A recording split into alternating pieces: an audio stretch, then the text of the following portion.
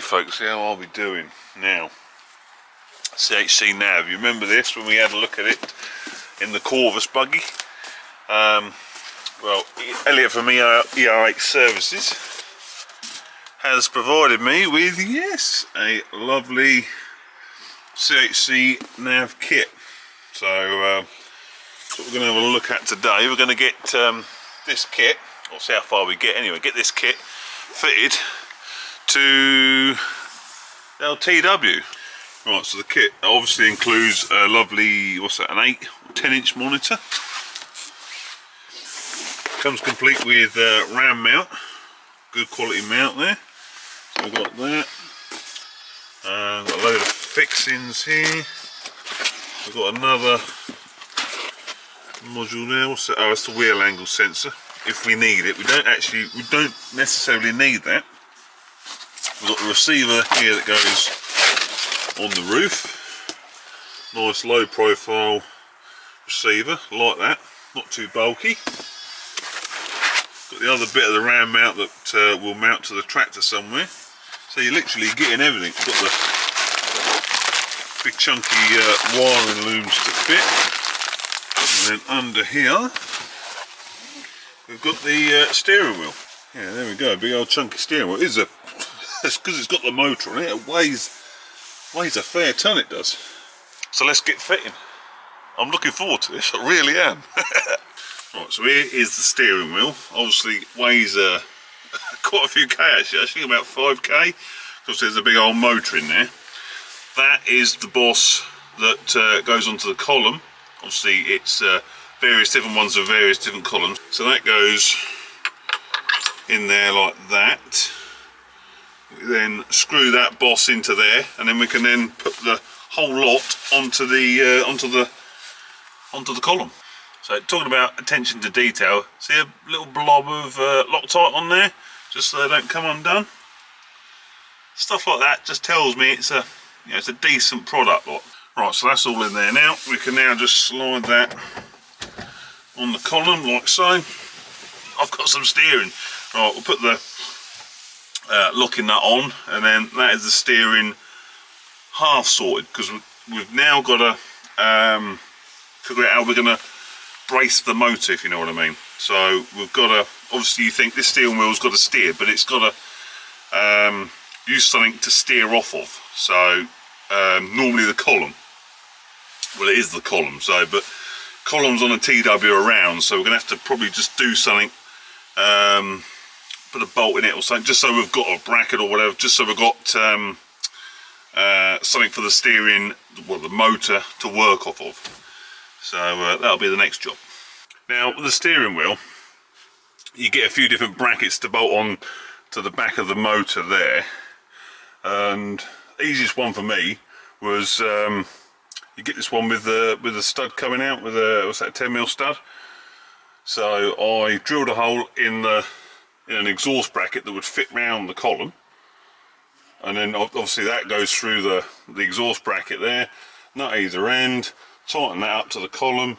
That motor is now secured to the column, because of course obviously it needs to be, because when the motor turns it needs something to act against. So but that's just that was a nice easy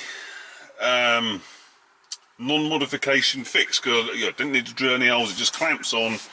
If I want to take that wheel off, 2 minutes and it's off, so that was ideal. Right, so I'm just looking at where to put the screen, and I'm thinking if I bolt that, you can see, if I bolt the little bracket onto the A pillar there, or no, the B pillar, this is the B pillar, isn't it?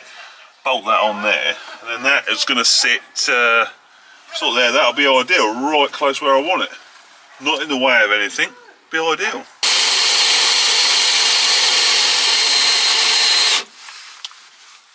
Heater hoses. Did it when I was putting that one in. Wiring loop? Yeah, no, well, wiring loop I'm not too worried about, but yeah, you got your heater hoses there. Don't drill holes in there. No, I've done it before. Yeah.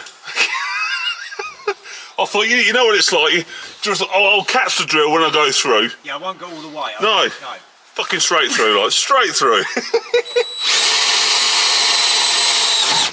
Caught up close. There we go, that is on and in position, so that's stage 1 done. Alright, so I've stuck the receiver to the roof, so that's on. You can bolt it if you want to go a bit further. I'm not going to bother at the minute, I'm just stuck on because it ain't going anywhere. So I'm just going to put the monitor in place, like so. That sits, that'll sit like that. Right, now I can start getting the wiring loom sorted, figuring out which port plug goes to where. So everything is actually labelled. You've got switch there, port 3, port 1, so it's all self-explanatory really. Just plug them in. Right, so the wiring loom is done. Comes straight off the battery with an inline fuse holder. It's through there, up through the bottom of the cab floor, and then it comes up. You can see if I turn you there, you'll see the wiring loom then goes up there into the dash. The bit of spare cable is stored behind the dash panel there. We've got one cable goes up to the steering, obviously. The other bits of the loom, they go under the floor there, and then they go up the corner of the B pillar there. You see all the way up, into the back of the monitor, and then we've got one that comes up the top and goes into the receiver up there. So that's all there is really. One wiring loom does it all. It's just all one wire loom connects the monitor to the steering wheel to the receiver. So we are ready to give it some power now. We're all done. Right, this is the moment of truth.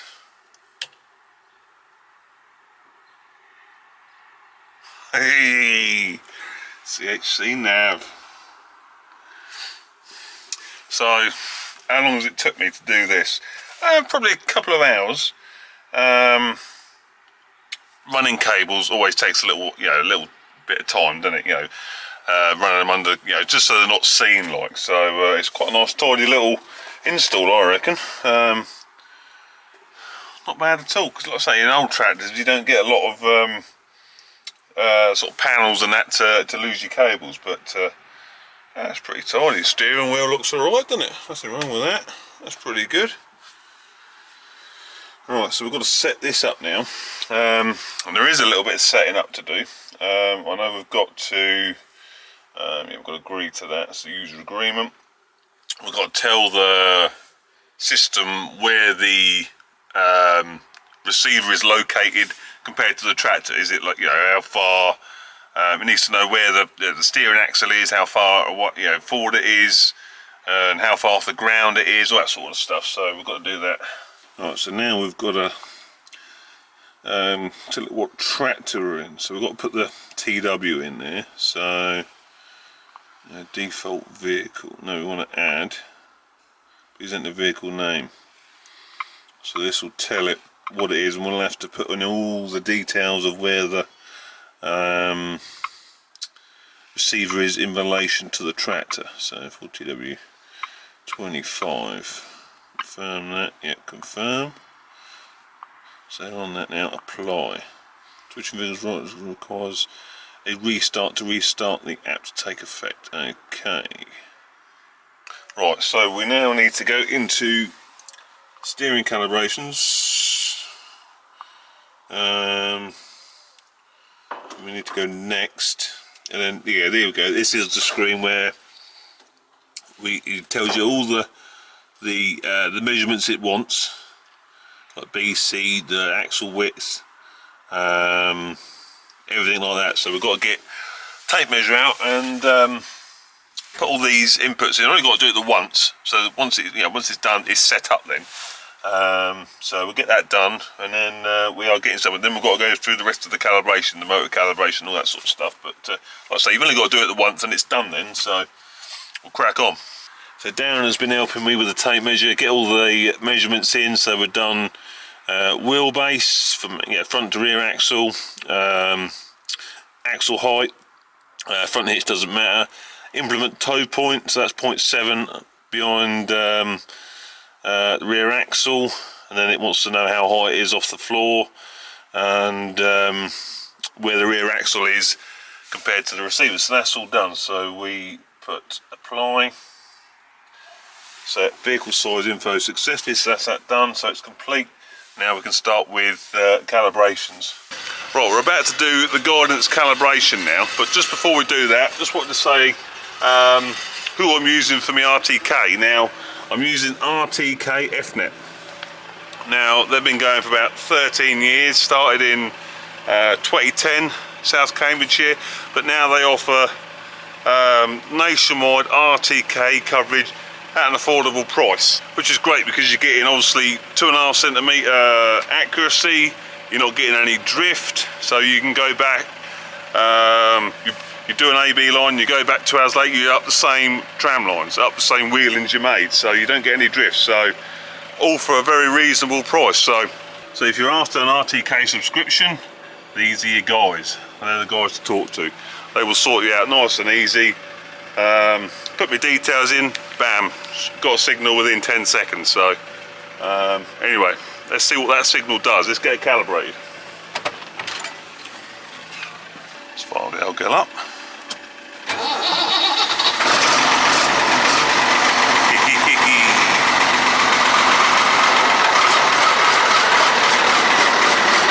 Right, so we want a bit of space to do this calibration.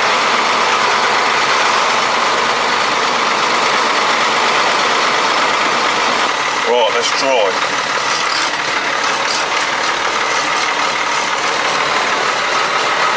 Right, so we're on.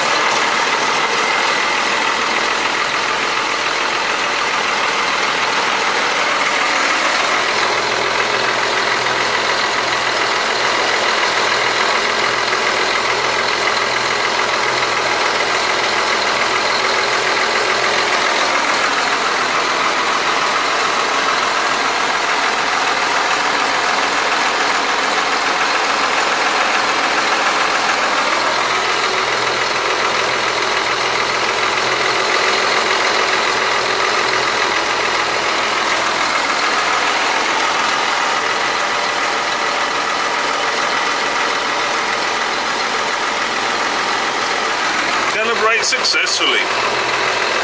So what we've got to do now is we'll back up to where we started, then we'll make an AB line, drive up that, turn around, and then come back again, and it'll know, you know, how far away it was from, you know, from the first pass to the second pass. It'll know where it is and how accurate it is, if you know what I mean. So there you go, it's given our distance there, so we've got to be greater than 30 metres.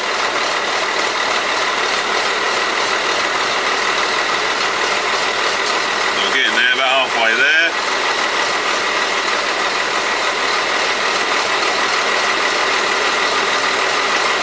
Like I say, I've only got to do this once. Once it's done, so it's worth doing it right, and it'll be accurate then.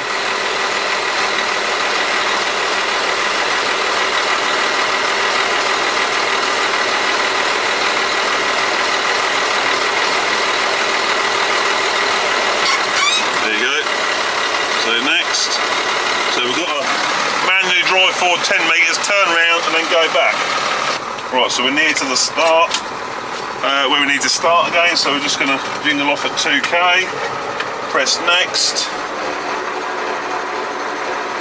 There you go, now it's sort of adjusting itself now to go back down the same line there, you see. Then we've got to stop within 1 metre of the finish point, press N, and it's done. Hopefully it's done, fingers crossed.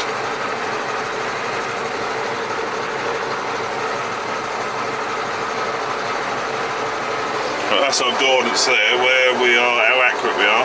0.01 at the minute. Pretty accurate. So we're getting there. 10.79, 8, 7, 6, 5, 4, 3, 2, 1. So there we go, 0.41, 0.21, end. System has completed the installation, offset calibration, click finish doing the calibration, complete. We're done. So that took me, what, 10 minutes? And now that is done now, so we can just give it a little bit more of a test, can't we now? Right, so what we're going to do now, we're going to give it a little bit of a test. We're going to do a curved AB line just through the bit of the yard here, and just see how well it does on the return journey. So I'm just going to click A now. That's going to record the line.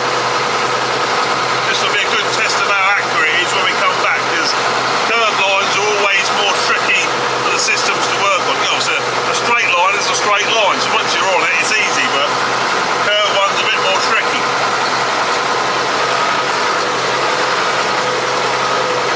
Right, that'll do. So we're going to click B. That's made a set of lines now, so you see we've got a nice little set of AB lines there, curved lines. So Can't actually see them.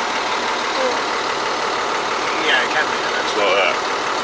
So what we'll do is we'll just spin round, and then we'll drive back down the line, see if see how accurate it is.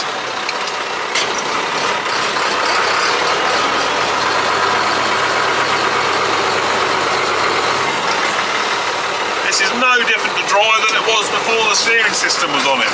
You know, before this AUTOSTEER system on, no different whatsoever. Drives exactly the same. So you haven't got to worry about it ruining the characteristics of driving your tractor. So here we go. We're on a line.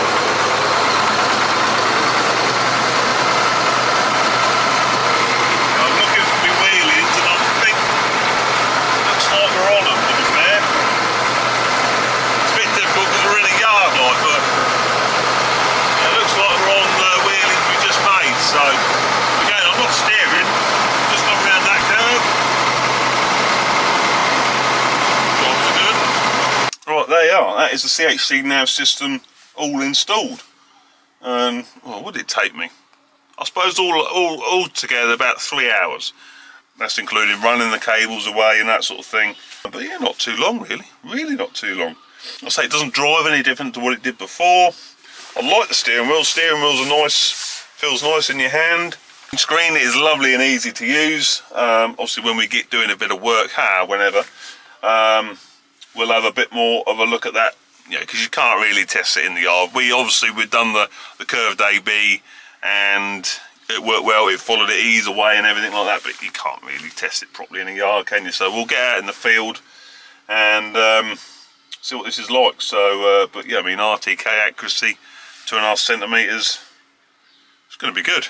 Going to be good. Like I say, I like the screen. Screen is nice and straightforward to use. The little buttons do exactly what you expect them to do. So nice and simple. I say the calibration's all done now, so we haven't got to bother with that again now. It is just a case of literally turn it on and we're away. So there we go. Yeah, big thanks again to RTKFnet, who's supplying the RTK signal for me. This lot. So if you're in need of an RTK signal, like I say, they do the whole country. Very reasonable prices. Get in touch with them and they'll sort you out. One other thing I did want to just mention, so obviously steering systems are a bit of a target for thieves, so this one is easy to get out. I'm going to take the screen out obviously when I'm done, so it's just a case of whipping them 3 plugs out, the RAM mount will then just undo and I can take the screen with me. Same for the receiver. Receiver's a little bit more involved, but not a lot. It's just got a bolt either side, so bang that bolt out and then the receiver comes undone as well. You can put the receiver, you know, in-house or wherever, like. So that's secure. It's not there for the old thieving scum to nick, is it? So there you go. So there you go. I hope you enjoyed that little vid. Obviously we need it to draw up a little bit before we get out and do anything on the ground. But the day will come, won't it? The day will come, and get that bloody bolt, that stud fixed. She'll be, right as rain. So anyway, I hope you enjoyed that. If you're looking at getting one of these CHCNAV systems, get in touch with ERH Services, Elliot at ERH Services. I'll put the link and all the details in the description. So if you are interested in getting one of these systems, give them a call and he'll sort you out just like that. So again, from first impression, seems a lovely straightforward system, accurate, but affordable as well, so it turns an old 40-year-old beast like this into a tractor that's as accurate as a modern day equivalent. This will be now as accurate to go up and down the field, and as easy, well, I say easiest to drive, but it's still a TW at the end of the day. But you're not constantly looking at your mark, are you? But anyway, I'm going to cover a bit more of that in a later vid.